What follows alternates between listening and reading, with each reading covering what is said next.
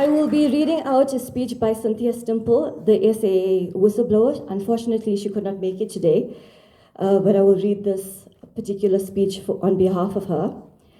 By Eli Wiesel, we remain silent and indifferent is the greatest sin of all.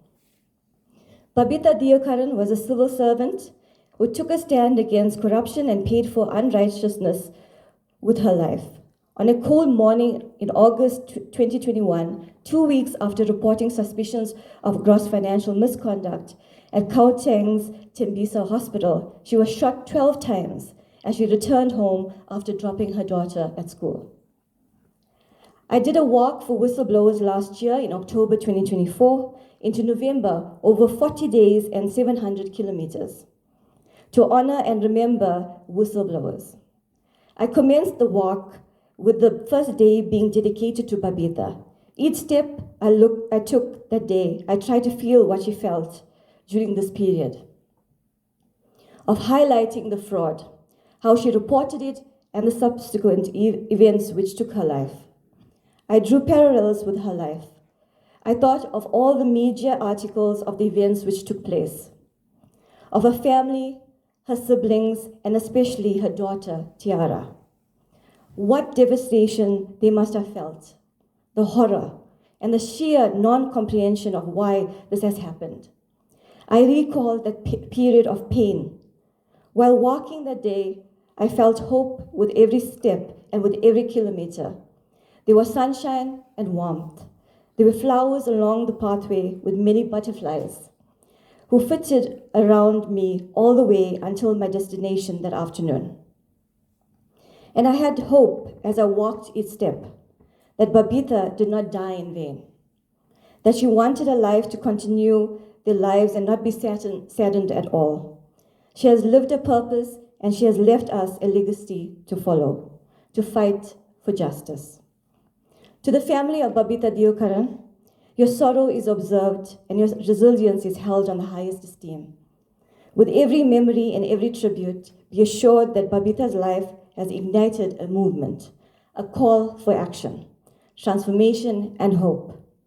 South Africa stands with you, united in the resolve that your legacy will endure.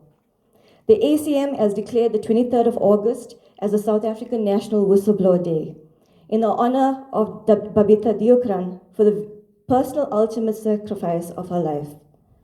To close off, Cynthia Stimpel would like to leave a few words of hope. We become just by doing just acts. We become brave by doing brave acts.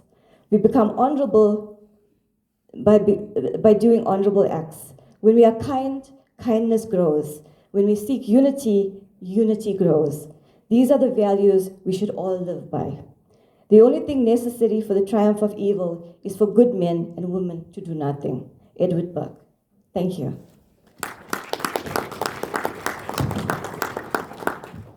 Minute short talk by Devoshum Moodley-Veera from Active Citizens Group. And then she will be followed by Jeff Wicks, Mandy Wiener, our wonderful journalists that we should be so grateful for in this country. Very good authors, both of them. Mandy's new book's out shortly as well, called The Deal. Look out for that. So please welcome Active Citizens Group, Devoshum.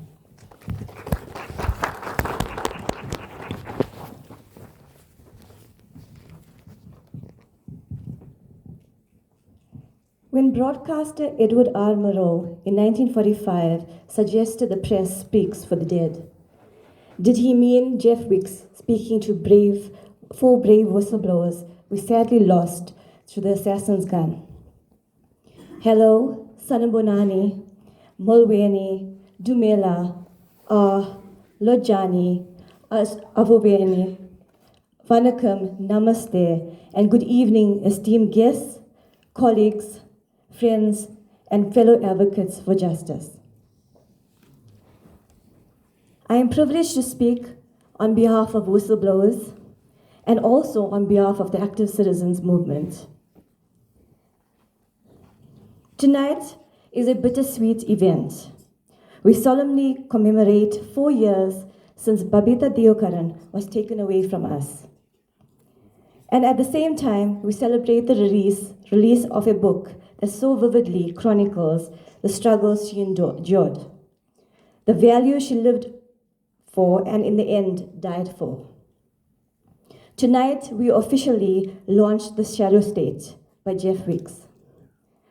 With his book, Jeff tells us in chilling detail why Babita Deokaran had to die. Babita was a loving mom, a daughter, a sister, and an aunt. She was a loyal friend and a colleague. She was a dedicated public servant. But none of this mattered when she was seen as a whistleblower who had been silenced at all costs. By taking us on Babita's harrowing whistleblowing journey, Jeff encapsulates the struggles and bravery of whistleblowers everywhere, and their immense courage in the face of institutional resistance. Having been the target of numerous threats himself, Jeff writes with care and empathy.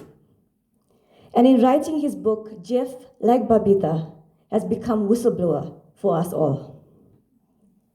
This book not only embodies the plight of whistleblowers, but showcases fearless, insightful investigative journalism. The possible motives of questionable actors and unscrupulous actions in just one sector makes this read gripping and thought-provoking. To me, this book inspires strength, courage, and fearlessness in the pursuit of justice. Babita spoke out. Jeff speaks out. But the reason why people choose to stay silent is that the Protected Disclosures Act is totally ineffective in protecting whistleblowers. As I stand here, I worry. I worry for whistleblowers putting the national interest first.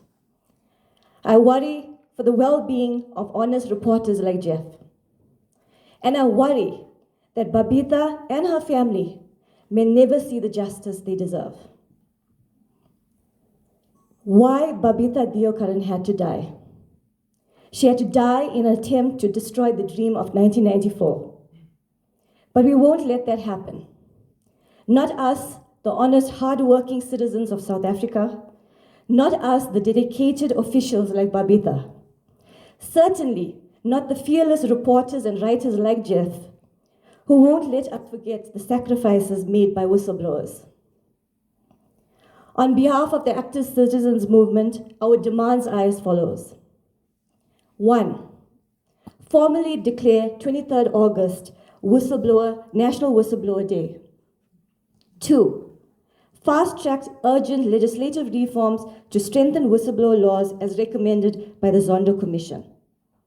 3. Implement robust interim measures to provide immediate protection and support for those under threat. The time for promises are over.